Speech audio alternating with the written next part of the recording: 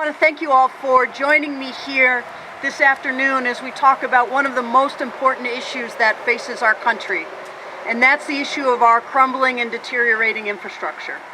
In just over another month, the Highway Trust Fund is scheduled to run out of money. And the Highway Trust Fund is the fund that is used primarily to fund roads and bridges and mass transit.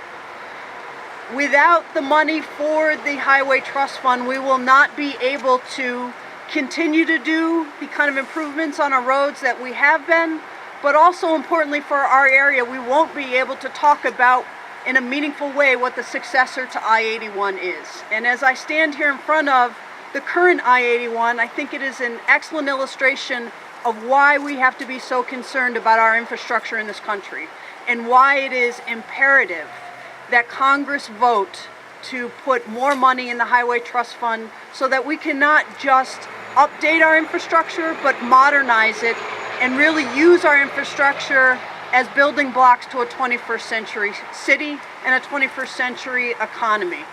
As all of you have heard me talk about over and over again, the history of our country is using infrastructure as a building block to help us create the systems that will bring goods to markets, in the case of the Erie Canal, and in the case of I-81, that helps bring our community and our states travel from Pennsylvania to Canada. So it's one of the most important roads in New York State, and one that's future is tied up with the funding of the Highway Trust Fund. Today I'm calling on Congress to find a way to put revenue into that trust fund, because our infrastructure desperately needs it and the people of our communities expect it, and it is long time to address this issue. So with that, I'd be happy to answer any questions that anyone has. Brian. It varies every year depending on projects. Funding for the Highway Trust Fund goes to the state and then comes to us. It varies every year, and it has gone down dramatically as the Highway Trust Fund has run out of money. I know some mayors are going down in May to DC. Are you going to go down? I may. I can tell you that my fellow mayors across the country today have chosen to have press conferences like this to talk about the importance of infrastructure and roads and the Highway Trust Fund. So as you know, I have been working on this issue of infrastructure both on the statewide level and also on the national level, and I will continue to do that.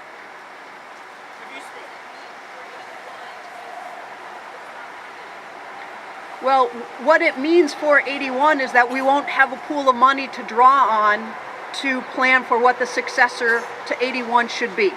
So right now we're talking about 3 different options. We haven't heard the final scoping report from the State Department of Transportation, but you're hearing the community talk about a boulevard, talk about a tunnel, or talk about rebuilding 81. All of those options are expensive, and without the Highway Trust Fund, you're taking away a building block of how you would put the funding together to have a successor. And it is illustrative for us because we as a community are really having this vibrant discussion about the future of 81. But what we also need to do is have a vibrant discussion about the fact that we cannot update, maintain, repair our infrastructure unless we have revenue. And the federal government, and Congress in particular, has always funded the Highway Trust Fund, and it is time for them to solve this problem and get revenue in there for the future of 81, for roads and bridges across our country.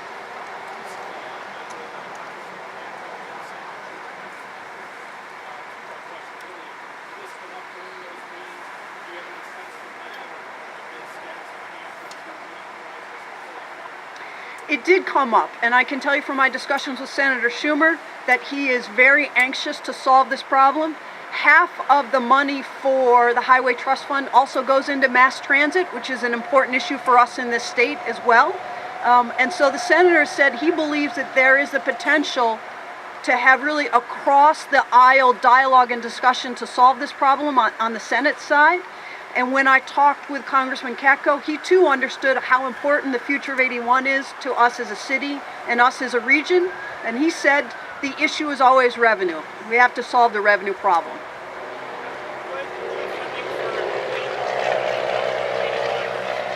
that come from the trust fund, or is that separate? It would come from a whole different, a whole number of sources, similar to what you're seeing going on with the Tappan Zee now. So there would probably be loans from the federal government, there would probably be grants from the state, there would be a whole package that would be put together. But one of the fundamental pots of money that you always draw on is the Federal Highway Trust Fund. Have you gotten any sense from the Highway Administration about, concerns over the cost of any of these projects, or has it not gotten there? No, it hasn't gotten that far, and I think appropriately so. I think we as a community have to decide what we think the best solution is for growth. And then when we get the best solution for growth, then we can start looking at how we can put a package together to pay for it. But I can tell you that if there is no revenue there, then we can't have a successor. And so with the Highway Trust Fund scheduled to run out of money in May of this year, now is the time to say to our members of Congress, you have to solve this problem.